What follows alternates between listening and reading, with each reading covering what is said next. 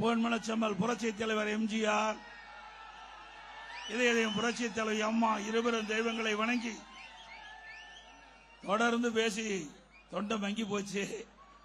அதனால இன்றையோட தேர்தல் பரப்புரை நிறைவு பெறுகிறது. இன்றைக்கு அந்த நிறைவு விழாவை நம்முடைய சேலம் மாநகரத்தில் நடத்தி கொண்டிருக்கிறோம்.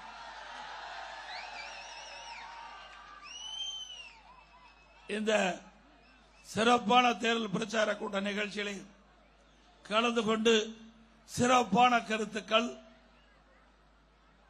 இன்றைக்கு ஆளுகின்ற திராவிட முன்னேற்ற கழகத்தினுடைய அவலங்களை அற்புதமாக அழகாக எடுத்து வைத்து அமர்ந்திருக்கின்ற பாட்டாளி மக்கள் கட்சியினுடைய தலைவர், மதிப்புக்கும் மரியாதைக்கும் உரிய முன்னாள் மத்திய அமைச்சர்,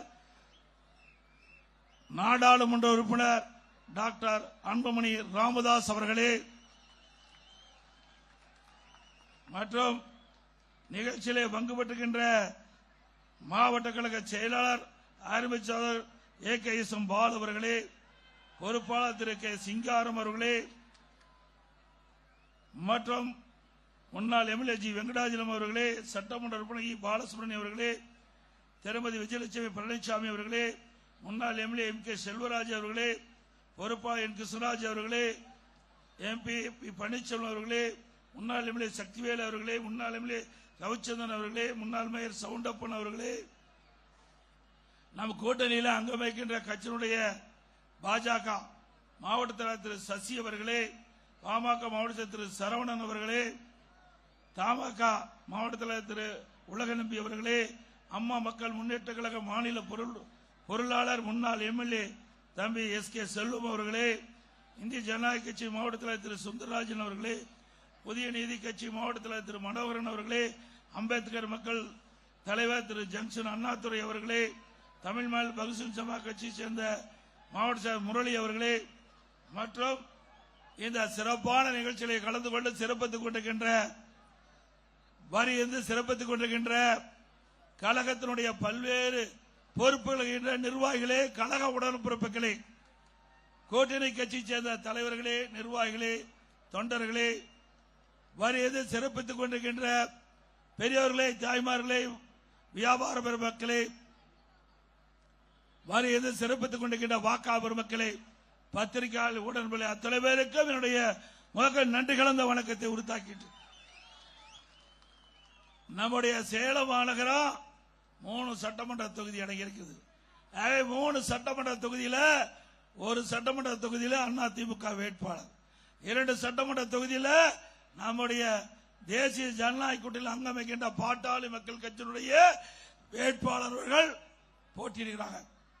முதல்ல அனைத்து இந்திய அண்ணா திராவிட முன்னேற்ற கழகத்தின் சார்பாக தெற்கு சட்டமன்ற தொகுதியில் திரு ஜே வினோத் அவர்கள் நிறுத்தப்பட்டுகிறார். அவருக்கு இரட்டை சின்னத்திலே வாக்களிங்க.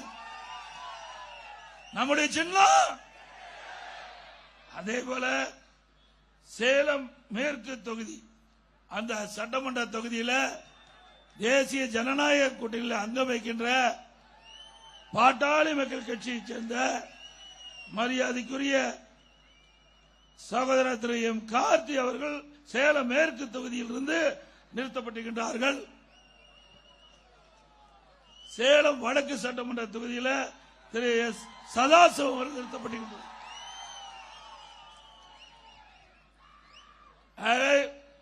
அந்த மரியாதைக்குரிய சேலம் மேற்கு தொகுதி போட்டியிடுகின்ற திரு M கார்த்தி அவர்களுக்கும், சேலம் வடக்கு சட்டமன்ற தொகுதியில் போட்டியிடுகிற திரு S சதாசிவம் அவர்களுக்கும் மாம்பழ சின்னத்திலே வாக்களிக்கும்.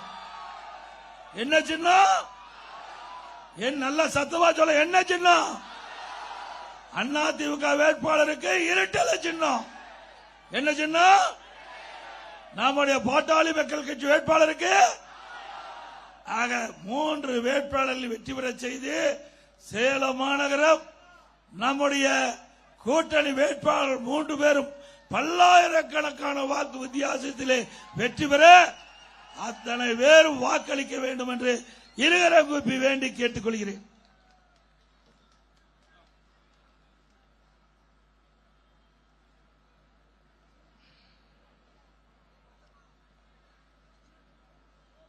இன்றைய தினம்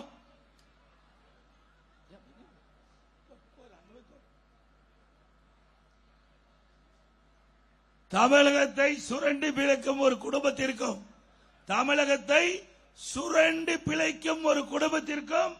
தமிழ்நாட்டு மக்களுக்கும் நடக்கின்ற தேர்தல் சட்டமன்ற தேர்தல்.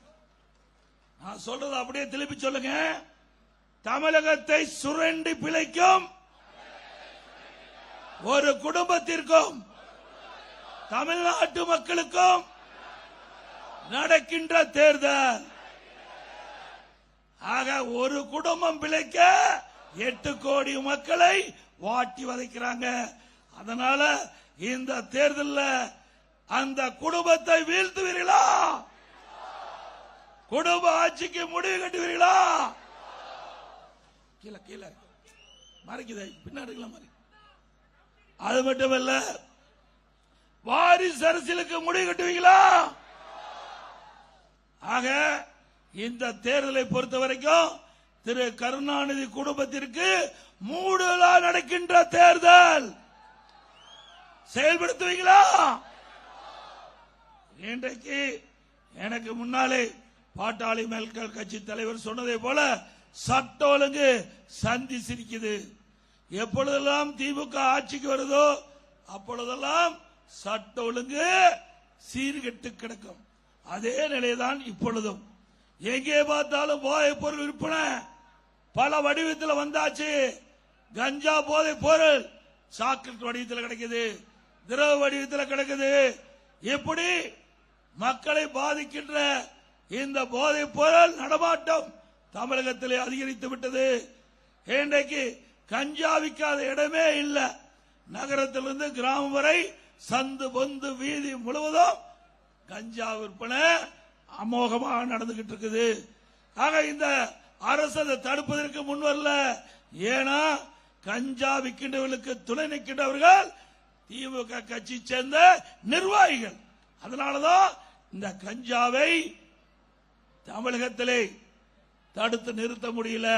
இதனால மாணவர்கள், இளைஞர்கள், பொதுமக்கள் கஞ்சாவுக்கு அடிமையாகி இன்றைக்கு அவருடைய வாழ்க்கை சீரழியக்கூடிய நிலையிலே இருக்கின்ற ஆட்சி தொடர வேண்டுமா? அதிமுக ஆட்சிக்கு உடனே 3 மாதம் தமிழகத்தில் கஞ்சா என்ற போதைப் பொருள் முழுவதும் அறவாக ஒழிக்கப்படும். இன்றைக்கு இந்த கஞ்சா போதை ஆசாமியால சிறுமிகள் பாதிக்கிறாங்க, பெண்கள் பாதிக்கிறாங்க, வயது வந்த மூத்த பெண்கள் பாதிக்கிறாங்க. ஆக இந்த கஞ்சா போதை ஆசாமிகள் கொல்ல, திருட்டு, வழிப்பறிவு இப்படிப்பட்ட செயலில் ஈடுபடுவதனால தமிழகம் குற்றச் செயல் அதிகரித்து இன்றைக்கு தமிழகத்தில் சட்ட ஒழுங்கு கடுமையா பாதிக்கப்பட்டு சீர்கெட்டு இருக்கின்றது. இதையெல்லாம் சரி செய்ய வேண்டும் என்றால் அதிமுக கூட்டணி வெற்றி பெற்று ஆட்சி அமைக்க வேண்டும். அதிமுக அதே போல இன்றைய தினம் அண்ணா நகர்ல ஒரு சிறுமி பாதிக்கப்பட்டுட்டாங்க. இன்றைக்கு மாநில அரசு இருக்கின்ற காவல்துறை விசாரித்தா நியாயம் கிடைக்காது. அதனால அந்த சம்பந்தப்பட்டவர்கள் நீதிமன்றத்தை நாடுறாங்க. நீதிமன்றம் சிபிஐ விசாரிக்க வேண்டும் என்று தீர்ப்பு கொடுக்குது. அந்த தீர்ப்பை எதிர்த்து திரு ஸ்டாலின் அரசாங்கம் உச்ச நீதிமன்றத்தில் மேல்முறையீடு செய்யறாங்க. அப்படின்னா யாரை காப்பாத்துறாங்க? குற்றவாளியை காப்பாத்துறாங்கல்ல. ஒரு நாட்டுடைய முதலமைச்சர் யார் விசாரித்தால் உங்களுக்கு என்ன? ஆக அவருக்கு வேண்டியப்பட்டவர்கள் இதில் சம்பந்தப்பட்டிருக்கின்ற காரணத்தினால சிபிஐ விசாரித்தால் அவர்களுக்கு பாதிப்பு ஏற்படும். அதனால உச்ச நீதிமன்றத்தில் போய் மேல்முறையீடு செய்றாங்க. கள்ளச்சாராயம் இன்றைக்கு நம்முடைய கள்ளக்குறிச்சியில் 68 பேர் இறந்து விட்டார்கள். அதற்காக அதிமுக சார்பாக நீதிமன்றத்தை நாடுறோம். மாநில அரசு இருக்கின்ற காவல்துறை விசாரித்தா உண்மை வராது, நீதி கிடைக்காது. அதனால சிபிஐ விசாரிக்க வேண்டும் என்று நாம் முறையிட்டோம். அதன்படி உச்ச நீதிமன்றம், உயர் நீதிமன்றம் சிபிஐ விசாரிக்கலாம் என்று தீர்ப்பளிக்கப்பட்டது. அதற்கு மேல்முறையீடு செய்ய போறாங்க. அப்படின்னா யாரை காப்பாற்றுவதற்காக இந்த அரசாங்கம் துடித்துக் கொண்டிருக்கிறது? குற்றவாளிகளுக்கு பாதுகாப்பு கொடுக்கின்ற அரசாங்கம் ஸ்டாலின் அரசாங்கம். ஆக இன்றைய தினம் குற்றம் அதிகரிப்பு காரணமே இந்த அரசாங்கம் தான் என்பதை நாட்டு மக்கள் அறிவார்கள்.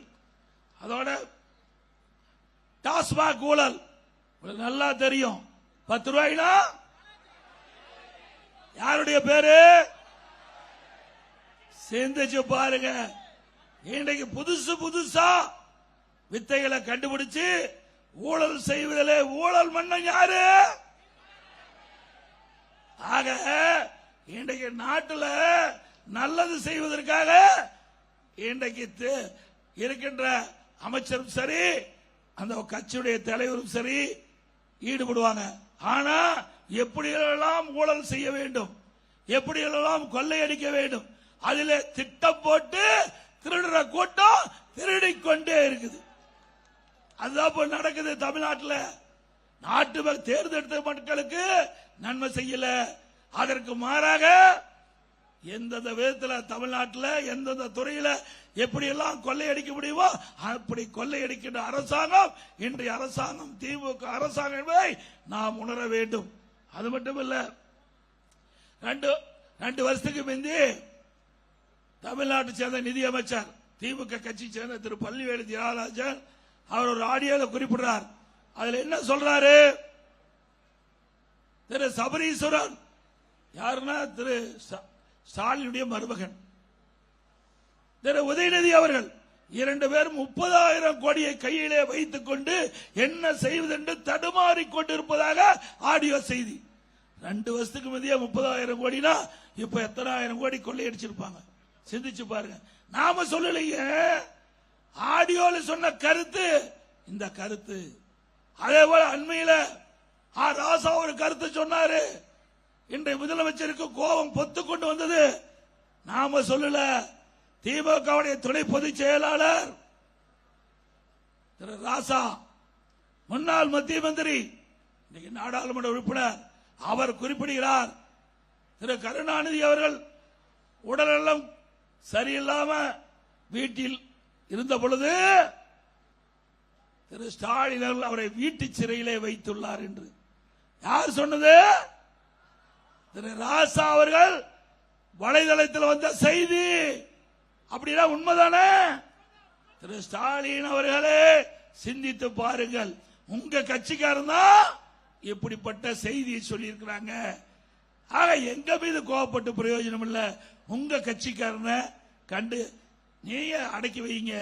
அது மட்டும் இல்ல, அவர் உண்மையை சொல்லி இருப்பாரு தான் நான் நினைக்கிறேன். இல்லைன்னா எதுக்கு ஸ்டாலினுக்கு கோபம் வருது?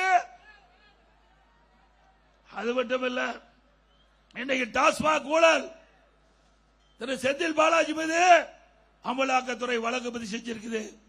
இன்னைக்கு அந்த வழக்கு நடந்துகிட்டு இருக்குது. அது மட்டும் இல்ல, அவர் டிரான்ஸ்பாரம் கொள்முதல் செய்யறாங்களே, நம்ம பக்கம் இருக்கிற டிரான்ஸ்பாரம் கொள்முதல் செய்யறாங்க. 32 டெண்டர் அதில் வச்சு எல்லாம் ஒரே விலை, எல்லா டெண்டரும் ஒரே விலை புள்ளியில குறிச்சு இன்றைக்கு உயர்நீதிமன்றத்தில் நிலுவையில் இருக்குது. அது சிபிஐ விசாரிக்க வேண்டும் கேட்டுக்கிறோம். அப்படி சிபிஐ விசாரிக்கப்பட்டா இவரு யாரு? 10 ரூபாய் யாரு? அவர் எங்க இருப்பாரு? பத்திரமா இருப்பாரு. அது மட்டுமல்ல, அதையும் சொல்லித்தான் ஆக வேணும்.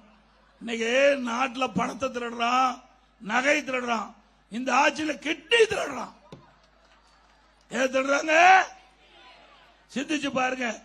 திமுக கட்சியுடைய எம்எல்ஏ அவர் மருத்துவமனை நடத்துறாரு. வறுமையின் காரணமாக அவளுக்கு பணத்தாசை காட்டி அவர்கள் அழைத்திட்டு போய் கிட்னிய முறைகேடா எடுக்கிறாங்களே, இதெல்லாம் ஒரு ஆட்சியா? இன்னைக்கு மனிதாபிமானம் இல்லாம ஒரு ஆட்சி நடக்குது. இன்னொன்று, நாமக்கல் மாவட்டம் குமராபாளையத்தில் இதே போல பணத்தாசை காட்டி ஒரு பெண்மணியை அழைச்சிட்டு போய் கிட்னிய எடுக்கணும்னு சொல்லி அழைச்சிட்டு போய் கிட்னி எடுத்துட்டாங்க. அந்த அம்மா நினைச்சிட்டு இருந்தது. 1 வருடம் கழிச்சு உடம்பு சரியில்லை. பிறகு அந்த அம்மா மருத்துவமனைக்கு போய் ஸ்கேன் பண்ணி பார்க்கும்போது கிட்னிக்கு பதிலாக கல்லீரல் எடுத்துட்டாங்க. எவ்வளவு மோசம்! எவ்வளவு கொள்ளையடிக்கிறாங்க. உடல் உறுப்பை கூட கொள்ளையடிக்கின்ற ஆட்சி தேவையா? இதுக்கு நாம எதிர்கட்சி குரல் கொடுக்கல. திராவிட முன்னேற்ற கழக ஆளுங்கட்சியே ஒரு குழு போட்டு அந்த குழு போய் அந்த மருத்துவமனை சோதனை எடுத்து கிட்னி முறைகேடு நடைபெற்றதாக கண்டுபிடிக்கப்பட்டு இதுவரைக்கும் அந்த மருத்துவமனை மீது எந்த நடவடிக்கை எடுக்கல. அதிமுக ஆட்சிக்கு வந்தா இப்படிப்பட்ட கொடுமையான செயலில் ஈடுபட்ட நபர்கள் மீது சட்ட ரீதியாக நடவடிக்கை எடுக்கப்படும்.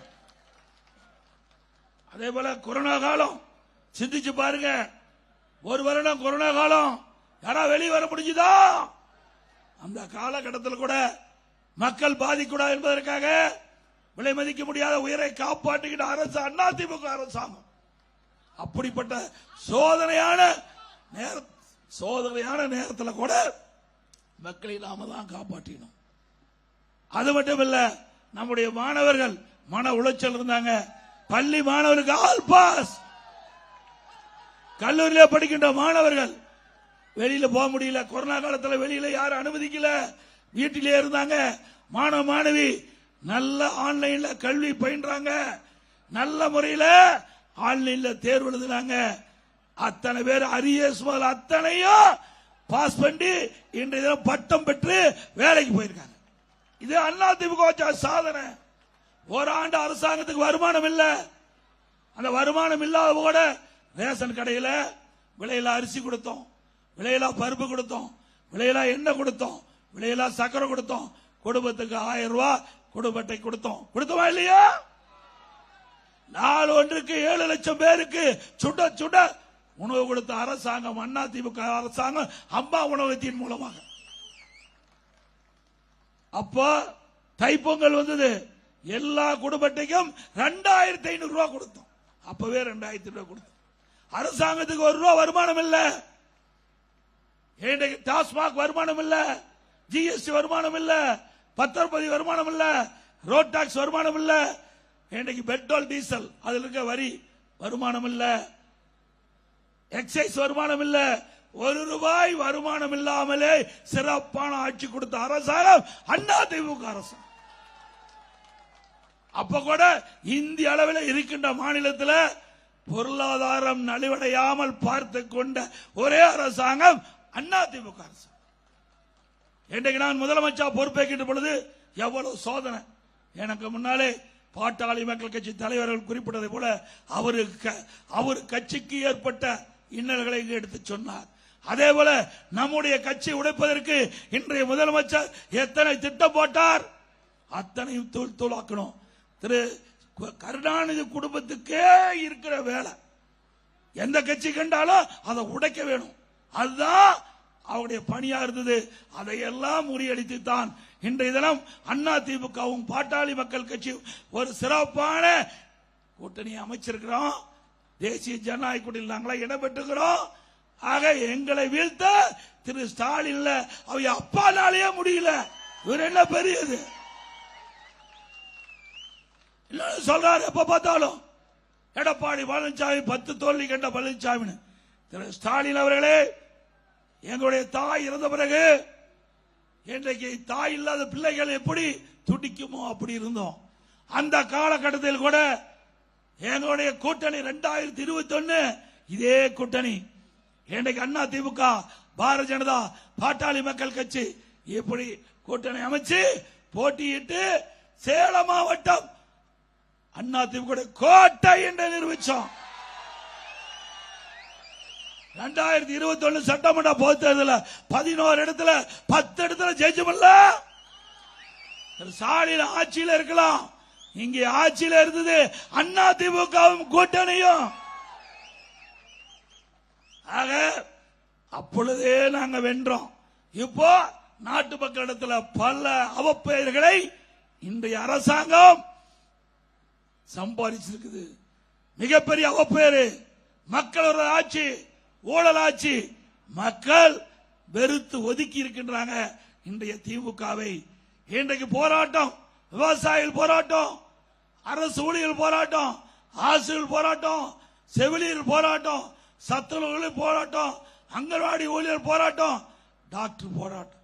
இப்படி அனைத்து தர மக்களும் போராடி போராடி சலித்து போய் தேர்தலில் சந்திக்கிறாங்க. ஸ்டாலின் அவர்களே, நீங்கள் சிந்திக்க வேண்டும். ஏதோ 200 இடம் இடங்கிறீங்க. 200 இடம் இல்ல, 20 இடம் பெறுவதே ஆச்சரியம்.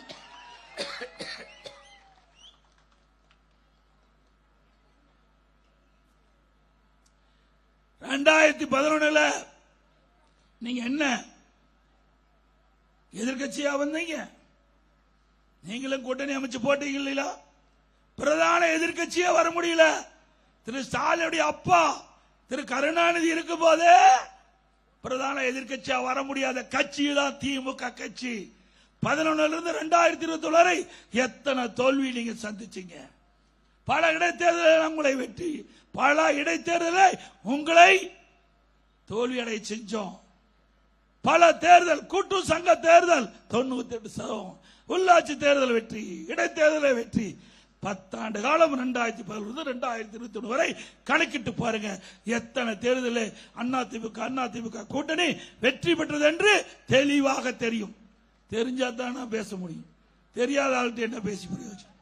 எனக்கு முன்னாலே பாட்டாளி மக்கள் கட்சி தலைவர் சொன்னதை போல தெரியாத மனசுகிட்ட பேசி என்ன பிரயோஜனம்? ஆக 2011 ஒரு அப்பா கருணாநிதி இருக்கும் போது எதிர்கட்சி வரிசையில் வர முடியல. ஆனா இதே புரட்சி தலைவர் மறைவுக்கு பிறகு 2021 இதே கூட்டணி அமைக்கப்பட்டோம். இந்த கூட்டணி பிரதான எதிர்கட்சியா வந்தது. 75 இடங்களில் நாங்கள் வெற்றி பெற்றோம். 21 அதிமுக 66 இடங்கள் வெற்றி பெற்றோம். பாட்டாளி மக்கள் கட்சி வெற்றி பெற்றது. ஆக எங்க கூட்டணி இடம்பெற்றுகின்ற கட்சிகள் எல்லாம் வெற்றி பெற்று பிரதான எதிர்கட்சியா இருந்து மக்களுடைய பிரச்சனையை நாட்டு மக்களிடத்திலே எடுத்து வச்சோம். ஆனா இன்றைக்கு திமுக கொக்கரிக்குது. ஏதோ திமுக பலம் வாய்ந்த கூட்டணின்னு. எந்த பலம் வாய்ந்த கூட்டணியும் கிடையாது. அதுல ஏற்கனவே 2021 ஆண்டு எந்தெந்த கட்சிகள் அந்த கூட்டணியில் அங்கம் வைத்ததோ அதே கட்சி தான் இப்ப கூட்டணி வைக்குது. ஒருத்தர் தான் போய் சேர்ந்திருக்கிறாங்க. எனக்கு முன்னாலே மரியாதைக்குரிய சகோதரர் டாக்டர் அன்புமணி ராமதாஸ் சொன்னது போல அங்க போய் நமக்காக பிரச்சாரம் பண்ணிட்டு இருக்காரு. அங்க போய் பரவாயில்ல, ஏன்னா எப்பொழுதும் உண்மை உறங்காது. உண்மை, தர்மம், நீதி, உண்மை எப்பவுமே தோல்வி அடைந்த வரலாறு கிடையாது. ஆக இன்றைக்கு நம்மிடம் இருந்து எதிரியிடம் போய் அங்கே கைகோத்து நின்றாலும் உள்ளே இருக்கின்ற மனம் வெளிப்படுத்திக் கொண்டிருக்கிறது. நமக்காக திராவிட முன்னேற்ற கழக கூட்டணியில் அங்க வைத்த கட்சியா இருந்தாலும் நமக்காக குரல் கொடுக்கின்றார். அதற்கு நன்றி. அதே போல நெசவாளர்கள் பாதிக்கப்படுறாங்க. இங்கே நெசவாளர்கள் பாதிக்கூடாது என்பதற்காக அம்மாவுடைய அரசு பல்வேறு நடவடிக்கை எடுத்தது. இன்றைக்கு நெசவாளர் உற்பத்தி செய்யப்பட்ட துணிகள் எல்லாம் தேங்கி கிடந்தன. அந்த துணிகள் எல்லாம் கொள்முதல் செய்ய வேண்டும், அரசு மானியம் கொடுக்க வேண்டும் என்ற கோரிக்கை வச்சாங்க. கோரிக்கை ஏற்று அம்மாவுடைய அரசு 350 கோடி ரூபாய் மானியம் கொடுத்தது. அதோட பசு வீடுகள் கட்டி கொடுத்தோம்.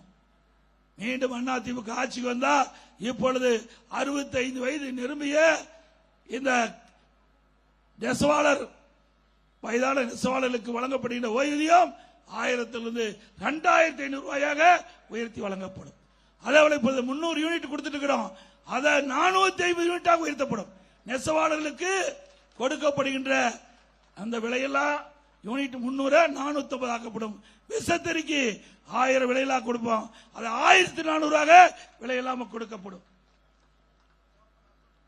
அதோட இன்றைக்கு அதிமுக ஆட்சி இருக்கின்ற பொழுது பல திட்டங்களை கொண்டு வருவதற்கு நாங்கள் நடவடிக்கை எடுத்தோம். அப்படியே கிடப்புல போட்டோம். சேலம் மாநகரம் 2011 முன்னே எப்படி இருந்தது உங்களுக்கு தெரியும். 2006 2011 வரை ஏதாவது ஒரு பாலம் வந்ததா சொல்லுங்க நீங்க? எத்தனை பாலம்? 2006க்கு பிறகு 2006 11 வரைக்கும் எதுவுமே இல்ல. 2011 2021 வரைக்கும் அதிகமான பாலங்களை கட்டி கொடுத்த அரசாங்கம் அதிமுக அரசாங்கம். நீங்க இத்தனை பேரும் போக்குவரத்து நெரிசல் இல்லாம இங்க குழுமி இருக்கு சொன்னால் அது அதிமுக ஆட்சியிலே கட்டப்பட்ட பாலம். ஸ்டாலின் சொல்றார் அதிமுக ஆட்சியில எதுவுமே செய்யவில்லை என்று இந்த பாலத்தில் தான் ஏறி போனார். திரு ஸ்டாலின் அவர்களே, இதுவே சாட்சி. அதிமுக ஆட்சியில் செய்த சாதனைக்கு இந்த பாலமே சாட்சி. இங்கே இருக்கின்ற மருத்துவமனை, மகப்பேறு மருத்துவமனை, 500 படுக்கை கொண்ட மகப்பேறு மருத்துவமனை அம்மா இருக்கும்போது கட்டினாங்க. இன்றைக்கு நம்முடைய மாவட்டம் நாமக்கல், சேலம் மாவட்டம், நாமக்கல் மாவட்டம், தருமபுரி மாவட்டம், கிருஷ்ணகிரி மாவட்டம், இந்த மாவட்டத்தில் இருக்கின்ற தாய்மார்கள் இங்கே பிரசவம் பார்க்கின்ற ஒரு சூழ்நிலை உருவாக்குவதற்காக மகப்பேறு மருத்துவமனை, 500 படுக்கை கொண்ட மகப்பேறு மருத்துவமனை கட்டி கொடுத்த அரசாங்கம் அதிமுக அரசாங்கம். அதிலே பச்சிளம் குழந்தைகள் சிகிச்சை சிறப்பு முகாம், சிறப்பு வார்டு ஏற்படுத்தினாங்க. பச்சிளை குழந்தைகள் சிறப்பு சிகிச்சை வார்டு, 50 குழந்தைகள் சிகிச்சை எடுப்பதற்கு அதுக்கு தனி வார்டு. இப்படி பல திட்டங்களை கொண்டு வந்த அரசாங்கம் அதிமுக அரசாங்கம். குடிநீர் தங்குதடையில்லாமல் கொடுப்பதற்கு நடவடிக்கை எடுத்த அரசாங்கம் அதிமுக அரசாங்கம். பல பூங்காக்கள் இந்த பகுதியிலே நாங்கள் கொடுத்திருக்கிறோம். அதோட இன்றைக்கு சென்னை, சேலம் மாநகரம் வளர்ந்து வருகின்ற மாநகரம், பேருந்துகள் வந்து செல்ல முடியல. அதற்காக எப்படி ஏர்போர்ட்டோ அது மாதிரி பஸ்போர்ட் தமிழ்நாட்டிலேயே 3 இடம் தேர்வு பண்ணோம். சேலம், மதுரை, கோயம்புத்தூர். நம்முடைய சேலத்தில் அரபிக் காலேஜ் கிட்ட 60 ஏக்கர் நிலத்தை எடுத்து மத்திய அரசாங்கத்துக்கு கொடுத்துட்டோம். அற்புதமான பஸ்போர்ட். ஏர்போர்ட்ல என்னென்ன வசதி இருக்குதோ அதே வசதி நம்முடைய பஸ்போர்ட்ல கிடைக்கும். அதையும் கிடப்புல போட்டாங்க. இப்படிப்பட்ட ஆட்சி தேவையா? இன்றைக்கு திராவிட முன்னேற்ற கழகம் ஆட்சிக்கு வந்து 5 வருடம் ஆட்சி. ஒரு துரும்பையாவது கிள்ளி போட்டிருப்பாங்களா மாநகரத்தில்? நாம கொண்டாந்த திட்டம் தானே, அதுதானே ஸ்டிக்கர் ஒட்டி திறந்துகிட்டு இருக்காங்க. புதிய திட்டத்தை எது கொண்டாந்து இருக்கிறாங்க? எதுவுமே கிடையாது. சேலம் மாநகரம் மட்டுமல்ல, சேலம் மாவட்டத்தில் எந்த ஒரு புதிய திட்டத்தையும் திமுக ஆட்சியிலே கொண்டு வரவில்லை என்பதை ஆணித்தரமாக சொல்றேன். அதே போல இன்றைக்கு நம்முடைய பகுதியில் பூமிக்கு அடியில அந்த மின்பாதை அமைச்சோம். எவ்வளவு மழை பெஞ்சாலும் கரண்ட் கட் ஆகாது. பாதாள சாக்கடை பாதியிலே விட்டுட்டு போயிட்டாங்க. அதிமுக ஆட்சி வருதா பாதாள சாக்கடை கட்டி கொடுத்தோம். இங்க இருக்கின்ற மாநகராட்சி அலுவலகம் அதிமுக ஆட்சியில் கட்டப்பட்டது. இப்படி பல திட்டம். அம்மா மினிக்கிளை தேவையான இடத்தெல்லாம், நீங்க கேட்ட இடத்தெல்லாம் அம்மா மினிக்கிளை கொடுத்தோம். அது மூடிட்டாங்க. மீண்டும் அதிமுக ஆட்சி வந்தா அந்த மூடப்பட்ட அம்மா மினிக்கிளை திறக்கப்படும். அதே போல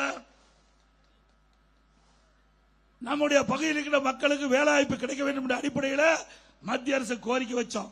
அந்த கோரிக்கை ஏற்று நம்முடைய ஸ்டீல் பிளான்ட்ல உபரியா இருக்கின்ற நிலத்தை 1500 ஏக்கர் நம்ம கொடுப்பதாக அந்த நிறுவனம் ஒத்துக்கிட்டது. அதுக்குண்டான பண நில மதிப்பீடு அரசாங்கம் நம்முடைய அரசாங்கத்துக்கு ஒப்படைப்பதாக தெரிவிச்சாங்க.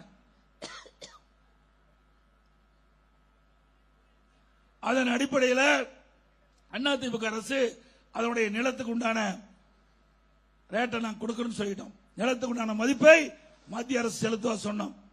அதுல ராணுவ தளவாடங்களுக்கு உதிரிப்பாகம், ராணுவ தளவாடங்களுக்கு உதிரிப்பாகம் தயாரிக்கின்ற தொழிற்சாலை, அந்த தொழிற்சாலை வந்திருந்தா கிட்டத்தட்ட ஒரு 3000 பேருக்கு வேலை கிடைச்சிருக்கும். 3000 பேருக்கு. அதை கூட நாடாளுமன்றத்தில் எடுத்து சொல்லி பெற முடியல. எப்பொழுது பார்த்தாலும் ஸ்டாலின் சொல்றார் 2024 நாடாளுமன்ற தேர்தலில் திமுக தலையில் அமைக்கப்பட்ட கூட்டணி 39 இடங்களிலும் வெற்றி பெற்றது. 39 பேர் வெற்றி பெற்று போய் பெஞ்ச தேய்ச்சிட்டு இருக்காங்க. ஏன் நாங்க கொண்ட திட்டத்தை நிறைவேற்றத்துக்கு நீங்க குரல் கொடுத்தீங்களா? பாஸ்போர்ட் மத்திய அரசாங்கத்திற்கு குரல் கொடுத்தீங்களா? அல்லது ராணுவ தளவாடங்கள் உதிரிப்பாக தயாரிக்கின்ற தொழிற்சாலை தமிழ்நாட்டில் வரும்னு பாரத பிரதமர் அறிவிச்சாரு, அதை கேட்டு பெற்றீங்களா? ஆக சேலம் மாவட்டத்துக்கு எதுவுமே விரலால் பெற்று தரல. அது மட்டும் இல்ல, நம்முடைய ஸ்டீல் பிளான்ட்ல 500 ஏக்கர் நிலத்துல மிகப்பெரிய ஜவுளி பூங்கா உருவாக்கப்பட வேண்டும் மத்திய அரசு அறிவிச்சது. அதையும் இங்க இருக்கின்ற நாடாளுமன்ற திமுக கூட்டத்தில் அங்கம் வைக்கின்ற நாடாளுமன்றங்கள் நாடாளுமன்றத்திலே மத்திய அரசுக்கு அழுத்தம் கொடுத்து அதை பெறவில்லை. எவ்வளவு திட்டத்தையும் நான் கொண்டு வருவதற்கு பாடுபட்டோம். மத்திய அரசு ஏற்றுக்கொண்டது. ஆனால் மாநில அரசாங்கம், திரு ஸ்டாலின் தலைமையில் இருக்கின்ற அரசாங்கம், திரு ஸ்டாலின் கட்சியில் இருக்கின்ற திமுக எம்பிக்கள், கூட்டணி கட்சி எம்பிக்கள் நாடாளுமன்றத்தில் சம்பந்தப்பட்ட அமைச்சரையோ பிரதமர் அவர்களை சந்தித்து இந்த கோரிக்கையை முன்வைக்காத காரணத்தினால் அது நிலுவிலே இருக்குது.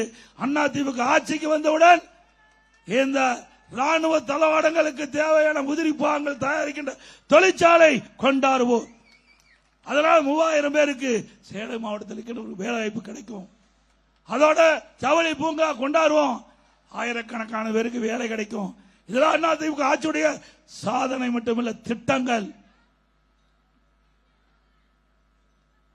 அதோட அதிமுக ஆட்சிக்கு உடனே இப்பொழுது வாங்கப்படுகின்ற கேபிள் கட்டணம் பாதியாக குறைக்கப்படும். கேபிள் கட்டணம் பாதியாக குறைக்கப்படும். இன்றைய தினம் சிந்திச்சு பாருங்க. நான் ஏற்கனவே சொன்னதை போல இன்றைக்கு திமுகவுக்கு எதிராக இருந்தா அவர் வேண்டுமென்றே திட்டமிட்டு நீதிமன்றத்தில் தடையான வாங்கிறாங்க. இப்படிப்பட்ட அரசாங்கம் தேவையா? எப்பொழுது பார்த்தாலும் ஸ்டாலின் சொல்றார் தமிழ்நாட்டுடைய வளர்ச்சி அதிகம் சொல்றார். எந்த அடிப்படையில் சொல்றீங்க? இரட்டை இலக்கில் பொருளாதார வளர்ச்சி உயர்ந்திருக்குது தமிழ்நாட்டு. ஒரு பச்சை பொய்ய சொல்லி ஒரு 10 நாள் இன்றைக்கு மக்களுடைய வரிப்பணத்திலிருந்து விளம்பரம் போட்டுட்டு இருந்தார் ஸ்டாலின் அவர்களே. 2021-22 பொருளாதார வளர்ச்சி இல்ல. 2022-23 ஆண்டு பொருளாதார வளர்ச்சி சொல்லல. 2023-24 ஆண்டு திமுக அரசுடைய பொருளாதார வளர்ச்சி சொல்ல. 24-25 தான் சொல்றீங்க. இதுக்கு காரணம் அதிமுக அரசு இருக்கின்ற பொழுது எடுத்த நடவடிக்கை. மக்களுக்கு தெரியாதுன்னு இன்றைக்கு உண்மையை மறைச்சு விளம்பரப்படுத்திட்டு இருக்கிறீங்க. 2015 ஆண்டு மாண்புமிகு புரட்சி தலைவி அம்மா தமிழகத்தினுடைய முதலமைச்சர் இருக்கும்போது தொழில் முதலீட்டு மாநாட்டை சென்னையில் நடத்தினாங்க. 2,42,000 கோடி தொழில் முதலீடு எடுக்கப்பட்டது. 74 புரிந்துணர்வு ஒப்பந்தங்கள் போடப்பட்டன. அந்த தொழிற்சாலையெல்லாம் பணி தொங்கி உற்பத்தியை தொடங்கப்பட்டு விட்டது. 2019 அம்மாவுடைய அரசு தொழில் முதலீட்டு மாநாட்டு நடத்தணும். சென்னையில் 3,05,000 கோடி தொழில் முதலீட்டு ஈர்க்கப்பட்டது. 304 தொழில்கள் தொடங்குவதற்கு புரிந்துணர்வு ஒப்பந்தம் போடப்பட்டது. பல தொழில்கள் அந்த தொழிற்சாலைகள்லாம் கட்டப்பட்டு உற்பத்தி தொடங்கிட்டது. அதிமுக ஆட்சியில் கட்டப்பட்ட தொழிற்சாலைகள் உற்பத்தி தொடங்கிய காரணத்தினால்தான் இந்த இரட்டை இலக்கு பொருளாதார வளர்ச்சி ஏற்பட்டது. ஸ்டாலின் அவர்களே, யாரும் ஏமாற்ற முடியாது. திரு ஸ்டாலின் அவர் குறிப்பிட்டார், ஆட்சிக்கு வந்து 5 வருஷம் ஆச்சு. 1179 புரிந்துணர்வு ஒப்பந்தங்கள் போடப்பட்டதாகவும் 35 லட்சம் கோடி முதலில் ஈர்க்கப்பட்டதாகவும் அதுல சரி 35 லட்சம் பேருக்கு வேலை கிடைப்பதாகவும் 15 லட்சம் கோடி தொழில் முதலீட்டு ஈர்க்கப்பட்டதாகவும் ஒரு செய்தி சொன்னார். 1179 புரிந்துணர்வு ஒப்பந்தம் போட்டாங்களாம். அதுல 15 லட்சம் கோடி முதலீடு ஈர்க்கப்பட்டது. 35 லட்சம் பேருக்கு வேலை கிடைச்சது. ஸ்பெயின் நாட்டுக்கு போகும்போது ஏர்போர்ட்ல பேட்டி கொடுக்கிறார், 77% புரிந்துணர்வு ஒப்பந்தம் நிறைவேற்றப்பட்டதுன்னு. அப்படின்னா 30 லட்சம் பேருக்கு வேலை கிடைச்சிருக்கணும். வேலை கிடைச்சதா? சேலம் மாவட்டத்தில் எத்தனை பேருக்கு வேலை கிடைச்சது? அத்தனையும் பொய். ஒரு பெரிய தொழிற்சாலை வர வேண்டும் என்றால் ஒரு 4 வருஷம் 5 வருஷம் ஆகும். முதற்கட்ட பணி நிலத்தை எடுக்க வேணும், பிறகு அதற்கு அனுமதி வாங்க வேணும், பிறகு அதற்கு நிதி ஆதாரம். எல்லா தொழிற்சாலை முதலாளியும் முழு பணத்தை போடுறதில்ல, ஒரு 25-30% பணத்தை போடுவாங்க. மீதியெல்லாம் வங்கியில் மூலமா கடன் வாங்குவாங்க. அப்படி நிதி ஆதாரத்தை பெருக்க வேண்டும், பிறகு கட்டடம் கட்ட வேண்டும், மிஷினரியை பொருத்த வேண்டும், பிறகு ஆட்களை எடுக்க வேண்டும். 5 வருஷம் ஆகும். இந்த ஆட்சியில் ஏதாவது தொழிற்சாலை தூங்கினாங்களா? எப்படி பச்சை பொய்ய சொல்றாங்க. தினந்தோறும் முழு பக்க விளம்பரம். திரு ஸ்டாலின் அவர்களே, நான் சட்டமன்ற பிரதான எதிர்க்கட்சி தலைவர் முறையில் சட்டமன்றத்தில் முதலமைச்சர்கிட்ட கேட்டேன், தொழில்துறை மந்திரிகிட்ட கேட்டேன். நீங்க 1179 புரிந்துணர்வு ஒப்பந்தம் போடப்பட்டு அதுல 77% பணிகள் நடைபெற்று முடிச்சுன்னு சொல்றீங்களே, வெள்ளை அறிக்கை விடுங்க. அந்த மந்திரி வெள்ளை பேப்பரை காட்டுறார். அந்த மந்திரி ஏன்னா செஞ்சா தானே சொல்ல முடியும். உண்மையை சொல்லிட்டார், ஒண்ணுமே செய்யல, வெள்ளை பேப்பரை காட்டி முடிச்சிட்டார். இதுதாங்க திமுகவுடைய நிலை. அப்படியே அழகா கவர்ச்சிகரமா பத்திரிகையும் ஊடகத்தையும் தன் கையில வசப்படுத்தி மக்களை ஏமாற்றி ஏதோ திமுக ஆட்சியில் பொருளாதார வளர்ச்சி அதிகமாக இருப்பதை போல இன்றைக்கு குறிப்பிடுறாங்க. இன்றைக்கு அந்த பொருளாதார வளர்ச்சியில முதன்மை துறை வேளாண்மை துறை. அந்த வேளாண்மை துறை திமுக ஆட்சியில 3.5% உயர்ந்திருக்குது. அண்ணா திமுக ஆட்சியில 5.5%. இரட்டை இலக்கில அப்போ இருந்தது. அண்ணா திமுக ஆட்சியில இரட்டை இலக்கில இது பொருளாதார வளர்ச்சி இருந்தது. ஆக மக்களை குழப்பி அரசியல் ஆதாயம் தேடுகின்ற முதலமைச்சர் இன்றைய முதலமைச்சர் ஸ்டாலின் என்பதை நேரத்தில் எண்ணி பார்க்க வேண்டும். அதோட எனக்கு முன்னாலே பாட்டாளி மக்கள் கட்சியுடைய தலைவர் சகோதரர் அன்புமணி ராமதாஸ் அவர் சொன்னதை போல இன்றைக்கு நமக்கு நம்முடைய பெண்களுக்கு சட்டப்பூர்வமாக இடஒதுக்கீடு கிடைக்கின்ற வாய்ப்பை இந்த அரசாங்கம் திமுக பழி வாங்கிவிட்டது. இன்றைக்கு அம்மா இருக்கும்போது 1998ஆம் ஆண்டு நானும் எம்பியா இருந்தேன். அந்த காலகட்டத்தில் அன்றைய பிரதமர் வாஜ்பாய் அவர்கள் மத்தியில பிரதமரா இருந்தார். பாரதிய ஜனதா ஆட்சி. நாம கூட்டணியில் இடம்பெற்றிருந்தோம். அந்த காலகட்டத்தில் அம்மா கோரிக்கை வச்சாங்க, பெண்களுக்கு சட்டமன்றத்திலும் நாடாளுமன்றத்திலும் 32% இடஒதுக்கீடு தேவை, அதை நிறைவேற்றி கொடுனாங்க. அம்மாவுடைய கோரிக்கை ஏற்று அன்றைய பாரத பிரதமர் மரியாதைக்குரிய மறைந்த வாஜ்பாய் அவர்கள் அனுமதி கொடுத்தாங்க. அப்பொழுது அதிமுக கட்சியை சேர்ந்த நம்முடைய அண்ணன் தம்பித்துறை அவர்கள் சட்டத்துறை அமைச்சராக இருந்து இந்த இடஒதுக்கீடு மசோதாவை நாடாளுமன்றத்தில் தாக்கல் செய்கின்ற பொழுது இப்ப இந்தியா கூட்டணியில் அங்க வைக்கின்ற முலாயம் யாதவனுடைய நாடாளுமன்ற அந்த மசோதாவை பிடிங்கி கிழிச்சிட்டார். இன்றைய தினம் பாரத பிரதமர் நரேந்திர மோடி அவர்கள் அதை நிறைவேற்றுவதற்காக இந்த மசோதை கொண்டாந்தார். பெண்களுக்கு 32% சட்டமன்றத்தில் போட்டியிடலாம், 33% போட்டியிடலாம். அதே போல நாடாளுமன்றத்தில் 33% போட்டியிடலாம். ஆக ஏற்கனவே நாம நினைத்ததை அம்மா அவர்கள் கொண்டு வர நினைத்ததை இன்றைய பாரத பிரதமர்கள் பெண்களுடைய நிலையை கருதி பெண்களும் சமநிலை அடைய வேண்டும், பெண்களுக்கும் அங்கீகாரம் கிடைக்க வேண்டும் என்ற அடிப்படையில் சட்ட நீதியாக சட்டப்பூர்வமாக நாடாளுமன்றத்திலும் சட்டமன்றத்திலும் அவர்களுக்கு உண்டான பிரதிநிதித்துவம் கிடைக்கின்ற விதமாக 33% மசோதா கொண்டு வந்தாங்க. அதை தோக்கடிச்சிட்டாங்க. ஆக பெண்கள் ஒவ்வொருவரும் எண்ணி பார்க்க வேண்டும். தமிழ்நாட்டுக்கு ஒவ்வொரு பெண்களும் இந்த ஆட்சிக்கு எதிராக நீங்கள் செயல்பட வேண்டும். உங்களுடைய உரிமையை பறித்த கட்சி திமுக கட்சி, உங்களுக்கு அநீதி இழைக்கப்பட்ட கட்சி திமுக கட்சி, காங்கிரஸ் கட்சி. அற்புதமான டைம், அற்புதமான நேரம். இந்த நேரத்தில் பாரத பிரதமர் நாங்கள் கூட்டணி வைக்கின்ற தேசிய ஜனநாயக கூட்டணி பெண்களுடைய உரிமைகளை பாதுகாக்க அவர்களுக்கு நாடாளுமன்றத்தில் சட்டமன்றத்திலும் சட்டப்பூர்வமாக இடஒதுக்கீடு கிடைக்கக்கூடிய ஒரு மசோதாவை கொண்டு வந்தார்கள். நாடாளுமன்றத்தில் அதை தோற்கடித்த கட்சி திமுக கட்சி, திமுக கூட்டணி கட்சி. அதுக்கு தகுந்த பாட புகட்டுவீங்களா? பெண்கள் புகட்டுவீங்களா? அதோட நாடாளுமன்ற தொகுதி வரையறை அதுல ஒரு பொய்ய சொன்னார். முதல்ல என்ன சொன்னாரு? தமிழ்நாட்டுக்கு இடம் குறைஞ்சிருன்னு சொன்னார். தமிழ்நாட்டுடைய நாடாளுமன்ற எண்ணிக்கை குறைஞ்சிருன்னு சொன்னார். ஆனா மத்திய உள்துறை அமைச்சர் தமிழ்நாட்டுக்கு வந்தபோது தெளிவா சொன்னார், எந்த காரணத்தை கொண்டும் தமிழ்நாட்டில் இருக்கின்ற நாடாளுமன்ற எண்ணிக்கை குறையாது அப்படின்னு தெளிவுபடுத்தினார். அதையே நானும் தேர்தல் பிரச்சார கூட்டத்தில் சொன்னேன். அப்போ முதலமைச்சர் சொல்றார், எடப்பாடி பழனிசாமி சொல்லுவது தண்ணியில் எழுதுகிறார், தண்ணியில் எழுதுறதாம். இப்பொழுது அது கருப்பு சட்டை வேற போட்டுக்கிட்டார், ஊரா போய் பேசினார். இப்ப என்னாச்சு நாடாளுமன்றத்தில்? அப்போ உள்துறை அமைச்சர் தெளிவுபடுத்தினார், இன்றைக்கு தமிழ்நாட்டில் 39 இடம் இருக்கின்றது, நாடாளுமன்ற இடம் 39 இருக்குது, அதை 59 இடமாக உயர்த்தப்படும். 39 59 உயர்த்தப்படும். ஏற்கனவே இருக்கின்ற சதவீதம் 7.18. இப்ப இருப்பது தமிழ்நாட்டில் 7.18% நமக்கு இருக்குது. இப்போ அறிவிக்கப்பட்ட 59 இடம் நமக்கு கிடைக்கின்ற பொழுது அது 7.2 உயரும். பேச்சு மூச்சு காணா, பேசுறதே காணா, கருப்பு சட்டை கழட்டிட்டார். ஆக அத்தனையும் பேசுறது புற பொய். வேண்டுமென்றே திட்டமிட்டு மரியாதைக்குரிய சகோதரன் அன்புமணி ராமதாஸ் அவர்கள் சொன்னதை போல தமிழ்நாட்டுக்கும் டெல்லிக்கும் நடக்கிறது தேர்தல். எங்க எந்த தேர்தல் நடக்குது? சட்டமன்ற தேர்தல் நடக்குது. நம்ம பற்றி விமர்சனம் பண்ணுங்க, பதில் சொல்ல தயார். அனைத்து இந்திய அண்ணா திராவிட முன்னேற்ற கழக ஆட்சி 2011 2021 வரை அதற்கு உங்களுடைய அவதூறு எந்த பிரச்சனை சொல்லுங்க, அதுக்கு பதில் சொல்ல தயார். ஆனா எங்களை எதிர்த்து போட்டியிடுவதற்கு ஸ்டாலினால தில்லு திராணி தெம்பில்ல.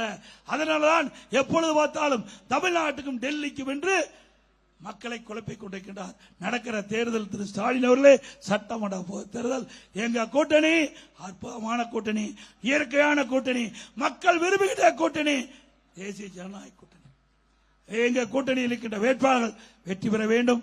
அதற்கு நீங்கள் அத்தனை பேரும் இரவு பகல் வராமல் உழைக்க வேண்டும். தேனீக்களை போல எறும்பைக்கு போல சுறுசுறுப்பாக செயல்பட்டு இன்னும் 2 நாட்கள் தான் இருக்கின்றது. நாளை மறுநாள் தேர்தல் வர இருக்கின்றது. இந்த தேர்தலிலே எதிரிகளை தேர்தல் என்ற போரிலே எதிரிலே ஓட ஓட விரட்டி வெற்றி கொடை நாட்டுங்கள்.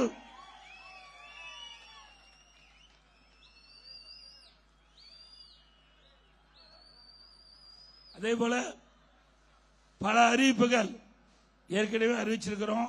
297 அறிவிப்புகள் அதிமுக ஆட்சிக்கு வந்தா நிறைவேற்றும் சொல்லிக்கிறோம். இங்க கூட பல ஏரிகள் நிரப்பப்பட வேண்டும் என்று மக்களும் குறிப்பிட்டாங்க, நம்முடைய பாட்டாளி மக்கள் தலைவரும் குறிப்பிட்டாங்க. அதையெல்லாம் அதிமுக ஆட்சி வந்த உடனே அந்த திட்டங்கள் எல்லாம் நிறைவேற்றப்படும் என்ற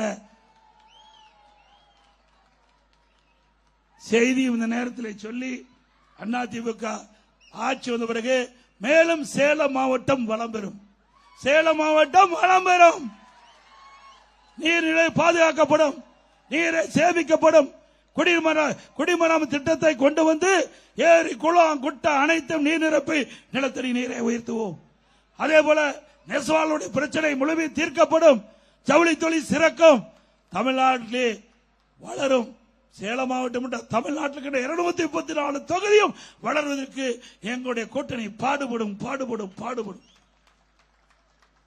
எங்க கூட்டணி அங்கம் வைக்கின்ற பாரதிய ஜனதா மத்தியிலே ஆட்சியிலே இருக்குது. ஸ்டாலின் அவர்களே, மத்தியிலே ஆட்சியிலே இருக்கின்றது. இந்த மக்கள் என்னென்ன திட்டங்கள் எண்ணுகிறார்களோ அந்த திட்டத்தை முறையாக பெற்றுவோம், நிறைவேற்றுவோம். கொடுக்கப்பட்ட வாக்குறுதி நிறைவேற்றி தருவோம். இன்றைக்கு அதிமுக ஆட்சிக்கு வந்த உடனே இன்றைக்கு வரி கரண்ட் பில் 67% உயர்ந்தாச்சு. கரண்ட் பில் 67% உயர்ந்தாச்சு. வீட்டு வரி 100%, ஆண்டுக்கு 6% உயர்த்தியாச்சு. கடவரி 150% உயர்த்தியாச்சு, ஆண்டுக்கு 6% உயர்த்திருக்காங்க. குடி வரி உயர்த்தியாச்சு, குப்பைக்கு வரி போட்டாச்சு. அப்போ எவ்வளவு வரி உயர்வு என்பது மக்கள் எண்ணி பார்க்கணும். இன்னைக்கு கடுமையா வரி உயர்வால மக்கள் பாதிக்கப்பட்டிருக்கிறாங்க. இதற்கெல்லாம் தீர்வு காண வேண்டும். அதிமுக அரசு வேண்டும். விலைவாசி உயர்வு மின்னி முட்டிக்கிட்ட அளவுக்கு உயர்ந்து போச்சு. அரிசி விலை கிலோ 30 ரூபாய் ஏறி போச்சு. கடல் எண்ணெய் 1 லிட்டர் 60 ரூபாய் ஏறி போச்சு. பருப்பு 1 கிலோ 60 ரூபாய் ஏறி போச்சு. இன்னைக்கு உணவு பொருள் விலை மின்னை முட்டிக்கிட்ட அளவுக்கு உயர்ந்து போச்சு. அதை பற்றி எல்லாம் முதலமைச்சர் கவலை இல்லை. ஏழைகள் எக்கேடுகிட்டு போனாலும் பரவாயில்ல, தன் குடும்பம் வளமாக செழிப்பாக இருக்க வேண்டும் என்று நாட்டை ஆளுகின்ற முதலமைச்சர் தேவையா? இன்றைக்கு கட்டுமான பொருட்கள் விலை அதுவும் உயர்ந்து போச்சு. ஜல்லி விலை உயர்ந்தாச்சு, எம்சாண்ட் உயர்ந்தாச்சு, செங்கல் விலை உயர்ந்தாச்சு, கம்பி விலை உயர்ந்தாச்சு, சிமெண்ட் விலை உயர்ந்தாச்சு. மரம் கேட்க வேண்டியதில்லை, 200% உயர்ந்தாச்சு. இனி யாரெல்லாம் கட்டுமான தொழில் ஈடுபட முடியாது. இன்றைக்கு நடுத்தர மக்கள், ஏழை மக்கள் வீடு கட்டுகின்ற எண்ணமே திமுக ஆட்சி வரைக்கும் வராது. அந்த அளவுக்கு கட்டுமான பொருட்கள் விலை இன்றைக்கு விண்ணப்பிக்கின்ற அளவுக்கு உயர்ந்து போச்சு என்பதை இந்த நேரத்தில் தெரிவித்து,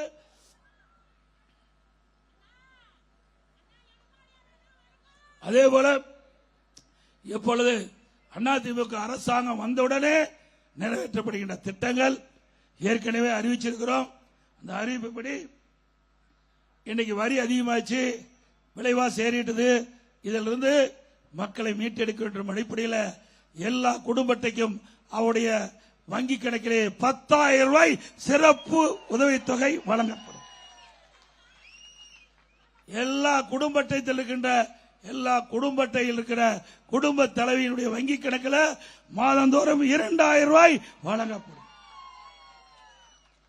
எல்லா குடும்ப அட்டைதாரருக்கும் விலை இல்லாம ஃப்ரிட்ஜ் வழங்கப்படும். வேலைக்கு செல்லும் பெண்களுக்கு 5 லட்சம் பேருக்கு அம்மா இருசக்கர வாகனம் வழங்கப்படும். அதற்கு மானியம் ஒவ்வொரு அம்மா இருசக்கர வாகனத்தை வாங்குறதுக்கு 25,000 மானியம் கொடுக்கப்படும். அதே போல எல்லா குடும்ப அட்டைக்கும் ஆண்டுக்கு 3 கேஸ் சிலிண்டர் விலையில்லாமல் வழங்கப்படும். ஒவ்வொரு ஆண்டும் பொங்கல் தொகுப்பு கொடுக்கிறோம். அந்த பொங்கல் தொகுப்போடு 1000 ரூபாய் ரொக்க பணம் வழங்கப்படும். ஒவ்வொரு ஆண்டு தீபாவளி என்றும் நம்முடைய பெண்களுக்கு அற்புதமான பட்டு புடவை வழங்கப்படும். அதே போல இப்போ பெண்களுக்கு தான் நகர பேருந்துல கட்டணம் இல்லாம பயணம் பண்றாங்க. அதிமுக ஆட்சி வந்த உடனே ஆண்களும் நகர பேருந்துல கட்டணம் இல்லாமல் பயணம் செய்யலாம். மாற்றுத்திறனாளிகள் கூட்டுறவு வங்கியிலே வாங்கிய கடன் முழுவதும் தள்ளுபடி செய்யப்படும். இந்த நகர பகுதியிலே சாலை ஓரமாக கடை வைத்திருக்கின்றவர்கள் கூட்டுறவு சங்கத்திலே வாங்கிய கடன் தள்ளுபடி செய்யப்படும். இப்ப குடும்ப அட்டைக்கு விலையில அரிசி கொடுக்கிறோம். அந்த அரிசி சற்று தரம் குறைவாக இருப்பதாக புகார்.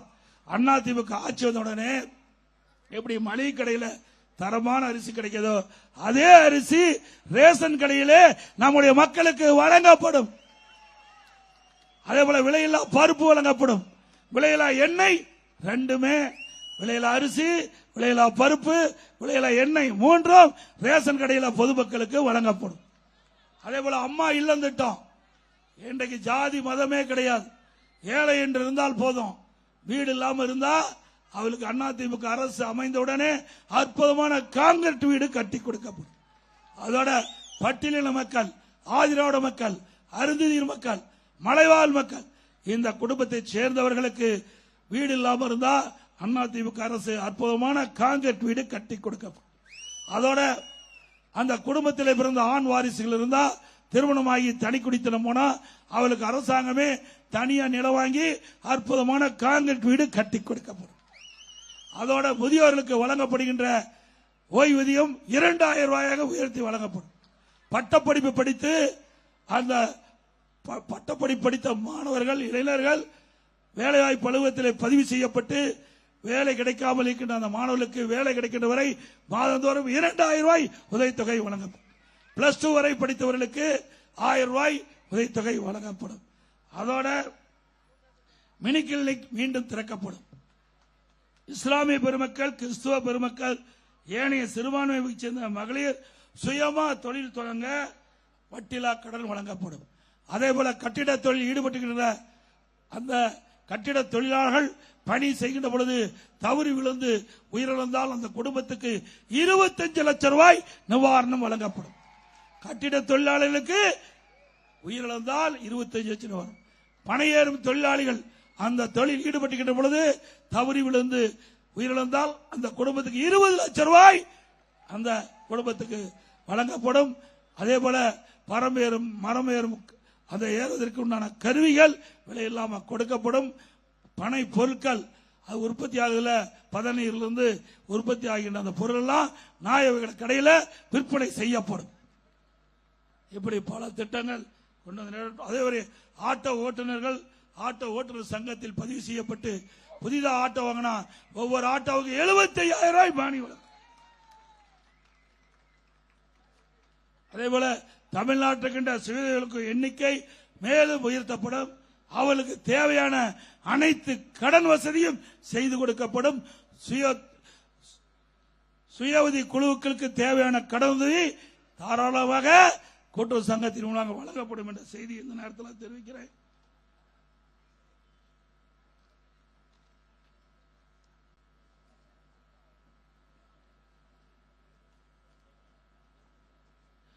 அனைத்து இந்திய அண்ணா திராவிட முன்னேற்ற கழகம் நம்முடைய கூட்டணி அதிமுக தலைமையிலே அமைக்கப்பட்ட தேசிய ஜனநாயக கூட்டணி அதிக இடங்களிலே வெற்றி பெறும். கிட்டத்தட்ட 210 இடங்களிலே நம்முடைய கூட்டணி வெற்றி பெறும். அதிமுக தனி பெரும்பான்மையோட ஆட்சி அமைக்கும். அப்படி ஆட்சி அமைத்து 3 மாதத்தில் தமிழகத்தில் போதைப் பொருள் நடமாட்டம் இல்லாத தமிழகமாக உருவாக்குவோம். போதைப் பொருளை முற்றிலும் ஒழிக்கப்படும். இன்றைக்கு பொதுமக்களுக்கும் பெண்களுக்கும் சிறுமிகளுக்கும் பாட்டிமக்கும் அதிமுக ஆட்சிகளுடனே முழு பாதுகாப்பு வழங்கப்படும். விலைவாசி அத்தியாவசிய பொருட்கள் கட்டுப்பாட்டுக்குள் வைக்கப்படும், சட்ட ஒழுங்கு நிலைநாட்டப்படும், மக்களோட ஆட்சியை அகற்றப்பட அத்தனை பேரும் துணை நிற்பீங்களா? குடும்ப ஆட்சிக்கு வாரிசு அரசுக்கு முற்றுப்புள்ளி வைப்பீங்களா? மக்களை காப்போம், தமிழகத்தை மீட்போம். இன்றைக்கு நான் ஏற்கனவே 195 சட்டமன்ற தொகுதியிலே நேரடியா போய் பார்த்தேன். நான் ஏற்கனவே 195 சட்டமன்ற தொகுதிக்கு நேரடியாக போய் மக்களை சந்தித்து மக்களுடைய ஆதரவை திரட்டினேன். மீண்டும் தேர்தல் அறிவிப்புக்கு வந்த பிறகு நாம் அதிமுக தலைமையில் அமைக்கப்பட்ட தேசிய ஜனநாயக கூட்டணி கட்சிகளோடு இணைந்து தமிழ்நாட்டில் உள்ள அனைத்து மாவட்டங்களுக்கும் சென்று தேர்தல் பிரச்சாரத்தை நான் சிறப்பாக இன்றைக்கு நடத்திவிட்டு இன்றைக்கு இப்பொழுது நம்முடைய சேலம் மாவட்டம், இன்றைக்கு சேலம் மாவட்டத்தில் இருக்கின்ற 3 சட்டமன்ற உறுப்பினர்கள், சேலம் வடக்கு, மேற்கு, தெற்கு 3 சட்டமன்ற தொகுதியில் இருக்கின்ற நம்முடைய வெற்றி வேட்பாளர்களை அறிமுகம் செய்து அவர்களுக்கு வாக்கு சேகரிக்கின்ற இந்த கூட்டம், இந்த தேர்தல் பிரச்சார கூட்டம் என்றோடு இன்றைக்கு நிறைவு செய்கின்ற போது உண்மையிலேயே நான் மகிழ்ச்சி அடைகின்றேன். நம்முடைய மண்ணில் இருந்து, சேலம் மாவட்ட மண்ணில் இருந்து நம்முடைய பரப்புரையை நிறைவு செய்கின்ற பொழுது எல்லையற்ற மகிழ்ச்சி. இந்த மகிழ்ச்சி சேலம் மாவட்டத்தில் இருக்கின்ற, இந்த மாநகரத்தில் இருக்கின்ற 3 சட்டமன்ற உறுப்பினர் மட்டுமல்ல, எஞ்சி இருக்கின்ற 8 ஆக மொத்தம் சேலம் மாவட்டத்தில் இருக்கின்ற 16 சட்டமன்ற தொகுதி வெற்றி பெற செய்ய வேண்டும். தமிழகத்திலே 100% வெற்றி பெற்ற மாவட்டம் அதிமுக மாவட்டம் என்ற வாய்ப்பை உருவாக்கி தாருங்கள். நம்முடைய அதிமுக வேட்பாளருக்கு இரட்டை சின்னத்திலே வாக்களியுங்கள்.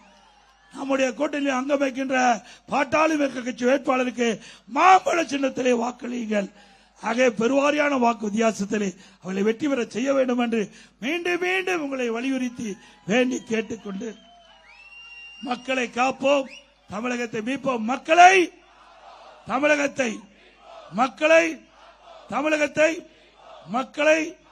தமிழகத்தை ஸ்டாலின் மாடல் அரசு, ஃபெயிலியர் மாடல் அரசு, பை பை ஸ்டாலின். நான் சொல்றது அப்படியே திருப்பி சொல்லுங்க. அதிமுக வின்னிங், அதிமுக நல்ல ஆட்சி கம்மி, நல்ல ஆட்சி. ஆக இன்றைக்கு சேலம் மாநகரமே விழா கோலம் போன்றிருக்குது. எழுச்சியோடு வந்து கலந்துகிட்டீங்க. இந்த எழுச்சி 23ஆம் தேதி மிக சிறப்பா மகிழ்ச்சியா சென்று இரட்டை இலை சின்னத்திற்கும் பாட்டாளி மக்களுடைய மாமல சின்னத்திற்கும் வாக்களித்து மிகப்பெரிய வெற்றியை தேடி தாருங்கள். இருகரம் கூப்பி வேண்டி கேட்டு வருகிற அத்தனை பேருக்கும் நன்றி. நம்முடைய அழைப்பை ஏற்று இங்கே தேர்தல் பிரச்சார கூட்டத்தில் கலந்து கொண்ட பாட்டாளி மக்கள் கட்சியை சேர்ந்த தலைவர், மரியாதைக்குரிய முன்னாள் மத்திய அமைச்சர், நாடாளுமன்ற டாக்டர் அன்புமணி ராமதாஸ் அவர்களுக்கும், நம்முடைய கூட்டணி கட்சியை சேர்ந்த தலைவர்களுக்கும், வரி விருது சிறப்பித்த அனைத்து நல்ல உள்ளங்களுக்கும், பத்திரிகையாளர் ஊடகங்களுக்கும், நம்முடைய வேட்பாளர்களுக்கும் நன்றி தெரிவித்து விடைபெறுகின்றேன். நன்றி, வணக்கம்.